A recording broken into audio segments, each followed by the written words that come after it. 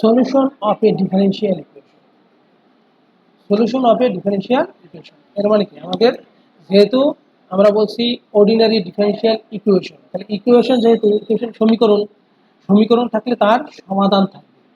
অর্থাৎ আমাদের এখানে কিন্তু এই কোর্সটার মেইন উদ্দেশ্য হলো অন্তরক সমীকরণ আছে তার সমাধান বের করা, এবং এটা ফিজিক্স বলো ই বলো উচ্চতর গবেষণায় খুব কাজে দরকার। অন্তরক সমীকরণের সমাধান বের করা হলো আমাদের এই কোর্সটার কাজ।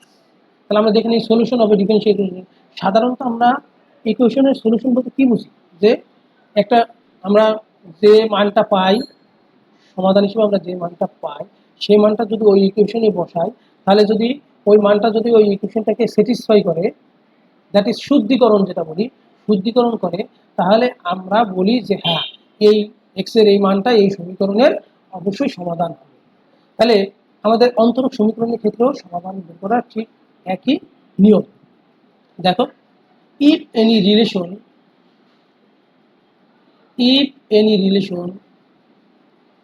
between dependent and independent variable is determined from the given differential equation, বলছে কি যে যে given differential equationটা দেয়া আছে সেখান থেকে যদি আমরা ডিপেন্ডেন্ট আর ইন্ডিপেন্ডেন্ট ভেরিয়েবলের একটা সম্পর্ক নির্ণয় করতে পারি, হুইচ স্যাটিসফাই, দ্যাট ইজ শুদ্ধিকরণ যেটা বলো, বা which satisfy the given differential equation, মানে সেই মানটা যদি ডিপেন্ডেন্ট আর ইন্ডিপেন্ডেন্টের সম্পর্কটা যদি ডিফারেনশিয়াল ইকুয়েশনে বসানোর পরে বাম পক্ষ ডান পক্ষ সমান হয়, তাহলে সেই সম্পর্কটাকেই আমরা বলছি ওই ডিফারেনশিয়াল ইকুয়েশনের সমাধান। এক্সাম্পল দেখো, dy dx সমান 2x, dy dx সমান 2x, এটা কি অবশ্যই একটা অর্ডিনারি ডিফারেনশিয়াল ইকুয়েশন অথবা ডিফারেনশিয়াল ইকুয়েশন। dy dx সমান 2x। ফ্রম 1 উই হ্যাভ, আমরা চাইলে এটা লিখতে পারি কি dy সমান 2x dx, dy সমান কত 2x dx। এবার আমরা এটাকে ইন্টিগ্রেশন করব, ইন্টিগ্রেট dy সমান 2x dx কে আমরা ইন্টিগ্রেট করব। তাহলে dy সমান 2x dx কে যদি আমরা ইন্টিগ্রেট করি, এগুলো কার্সার দিকে খেয়াল করো, dy কে ইন্টিগ্রেট করলে কি পাবো, y পাবো। তারপর আমাদের 2 ধ্রুবক থেকে গেল, x dx কে ইন্টিগ্রেট করলে কত পাবো, x²/2, আর প্লাস c কি আমাদের ইন্টিগ্রেটিং কনস্ট্যান্ট, যেটা যে লিখছি c is any arbitrary constant, যে কোনো ইন্টিগ্রেটিং কনস্ট্যান্ট। আমরা জানি ইন্টিগ্রেশন করলে একটা কনস্ট্যান্ট আসবে, এখানে dy কে করলেও একটা কনস্ট্যান্ট, আবার x dx এটাকে ইন্টিগ্রেট করে কনস্ট্যান্ট, দুইটা মিলিয়ে মনে করো আমরা একটা লিখলাম যে c একটা ইন্টিগ্রেটিং কনস্ট্যান্ট আর আরবিটারি কনস্ট্যান্ট আমরা বলছি। তাহলে এখান থেকে 2 2 কাটা গেলে, এই দেখো 2 আর 2 যদি কাটা যায় y সমান কত পাই, x² + c। তাহলে দেখো এই অন্তরক সমীকরণ dy dx সমান 2x থেকে আমরা এখানে আমাদের y আর x², দেখো y হলো আমাদের ডিপেন্ডেন্ট ভেরিয়েবল, x হলো আমাদের ইন্ডিপেন্ডেন্ট ভেরিয়েবল, আর c হলো কনস্ট্যান্ট। তাহলে y আর x এর মধ্যে একটা সম্পর্ক পাইলাম, কি সম্পর্ক, y সমান x² + c। মানে সংজ্ঞা অনুসারে y সমান x² + c হওয়া উচিত আমাদের dy dx সমান 2x এই অন্তরক সমীকরণে, dy dx সমান 2x এই অন্তরক সমীকরণের সমাধান।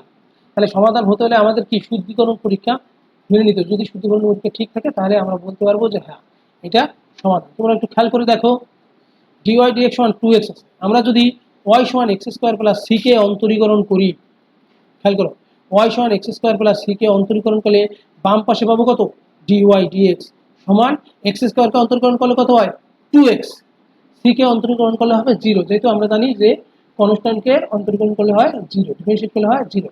তাহলে এখান থেকে অন্তরীকরণ করলে dy dx সমান 2x পাওয়া যায় না, অবশ্যই তাহলে বাম পক্ষ ডান পক্ষ মিলে যাচ্ছে। সুতরাং আমরা বলতে পারতেছি y সমান x² + c, dy dx সমান 2x অন্তরীকরণের সমাধান। এবং আমাদের মনে রাখতে হবে আমাদের এই কোর্সটাই হলো যে কোনো অন্তরীকরণ সমীকরণ আছে সেই অন্তরক সমীকরণের সমাধান নির্ণয় করো। প্রত্যেকটা প্রশ্নই এরকম যে অন্তরক সমীকরণের সমাধান নির্ণয় করো, সেটা জটিল ধরনের ডিফারেনশিয়াল ইকুয়েশন থাকতে পারে, এটা যেমন ইজি, আরো জটিল ধরনের ডিফারেনশিয়াল ইকুয়েশন থাকতে পারে, সেগুলোর বের করা। আমাদের কাজই অন্তরক সমীকরণের সমাধান বের করা। আবার আমরা দেখলাম সলিউশন অফ ডিফারেনশিয়াল ইকুয়েশন, অর্থাৎ অন্তরক সমীকরণের সমাধান। কিন্তু আমাদের অন্তরক সমীকরণের সমাধান দুই ধরনের হতে পারে। প্রথমে আমরা দেখি জেনারেল অর কমপ্লিট সলিউশন, অর্থাৎ সাধারণ বা সম্পূর্ণ সমাধান। সাধারণ বা সম্পূর্ণ সমাধান কি বলছে দেখো খেয়াল করে, the solution of differential equation of nth order contains n arbitrary constant। তাহলে একটা অন্তরক সমীকরণের অর্ডার যদি n হয়, n অর্ডার মানে কি, n সংখ্যক বার অন্তরীকরণ ওই সমীকরণের ভিতরে আছে যদি হয়, তাহলে সে কতগুলো আরবিট্রারি কনস্ট্যান্টকে ধারণ করে, n সংখ্যক। অন্তরীকরণ যতবার আছে আরবিট্রারি কনস্ট্যান্ট ততবার আছে। দেখো আমাদের আগের সমীকরণে dy dx একবার অন্তরীকরণ ছিল, আরবিট্রারি কনস্ট্যান্ট c ছিল, একটা c ছিল আমাদের আরবিট্রারি কনস্ট্যান্ট। তাহলে এখানে আমরা কি কন্টেন্স n আরবিট্রারি কনস্ট্যান্ট, যদি n সংখ্যক বার অন্তরীকরণ থাকে তাহলে সেই ইকুয়েশনটা কি সমাধান করলে আমরা কি পাবো, n আরবিট্রারি কনস্ট্যান্ট পাবো, which satisfy the given differential equation is called the general or complete solution. তাহলে কি হলো, যে অন্তরক সমীকরণের সমাধানে আমরা n সংখ্যক আরবিট্রারি কনস্ট্যান্ট পাবো, n অর্ডার সমীকরণ হলে, nth অর্ডার সমীকরণ হলে n সংখ্যক আরবিট্রারি কনস্ট্যান্ট পাবো।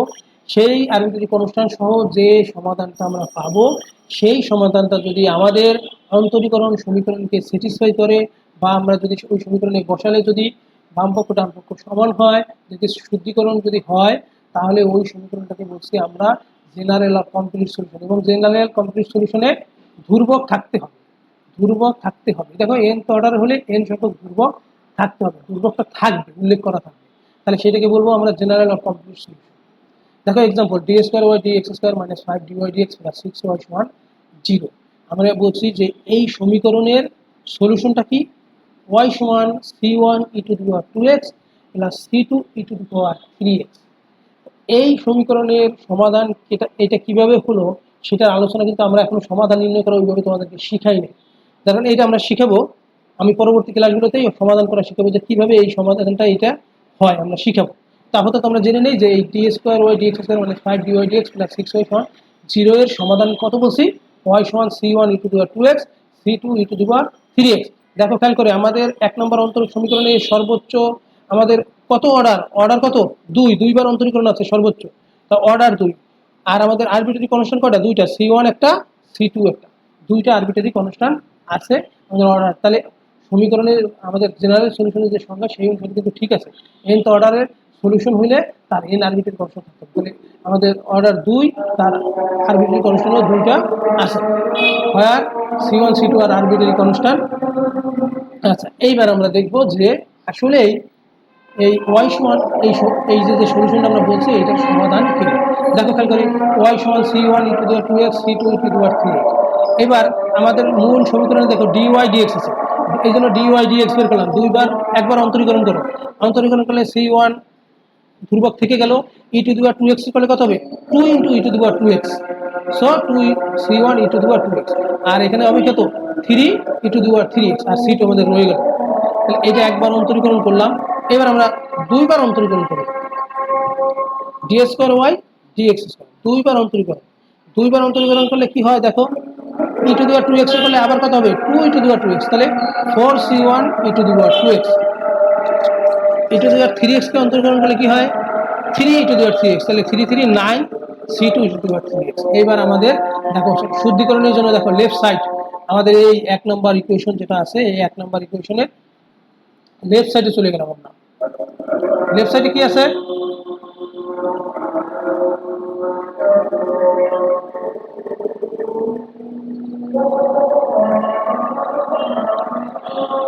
লেফট সাইডে কি আছে, লেফট সাইডে আমরা দেখতে পাচ্ছি যে d square y d x square minus 5 d y d x plus 6y সমান 0। তাহলে আমরা লেফট সাইডটা দিই, d square y d x square minus 5 d y d x plus 6y।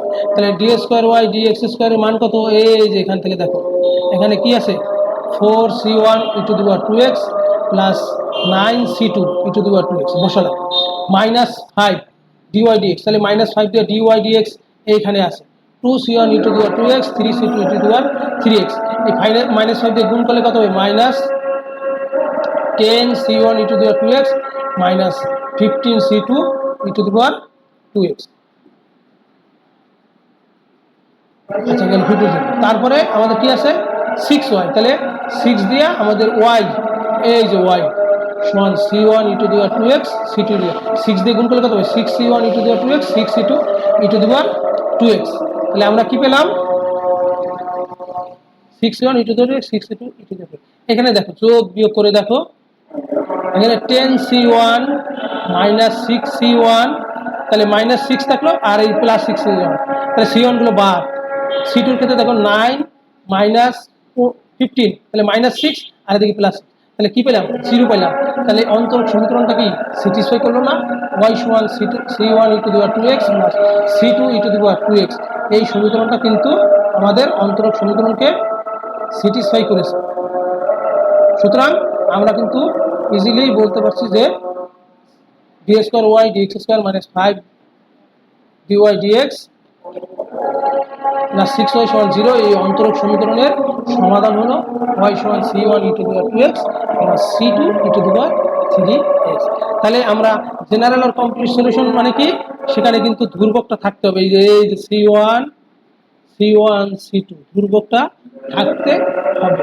এবং কতগুলো ধ্রুবক থাকবে, অন্তরক সমীকরণের সর্বোচ্চ যেটা অর্ডার থাকবে সেই সংখ্যক ধ্রুবক অবশ্যই থাকবে।